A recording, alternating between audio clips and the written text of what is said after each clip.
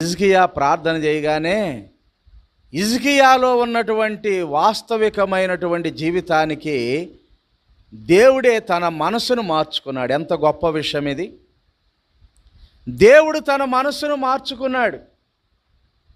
వెంటనే ప్రవక్తని, నువ్వు వెళ్ళుయా, 15 సంవత్సరాలు ఇంకా నేను ఆయుష్నిచ్చానని చెప్పు పో అని చెప్పాడు. చూసారా? కనుక మనకి అగసాన కాలములో కూడా మనము దేవుని ఎదుట యథార్థవంతులముగా ఉన్నప్పుడు, మనము దేవునితో సరైనటువంటి సంబంధాన్ని కలిగి ఉన్నప్పుడు, మనం దేవునితో ఎల్లప్పుడూ కూడా మన వ్యక్తిత్వాన్ని కనపరుచుకుంటూ బ్రతుకుతున్నప్పుడు ఎన్ని అపాయాలు వచ్చినా ఉపాయం చెప్తాడు ఆయన. ఎన్ని ప్రతికూలతలు వచ్చినా ఒక చక్కని మార్గాన్ని, తప్పించుకునే మార్గాన్ని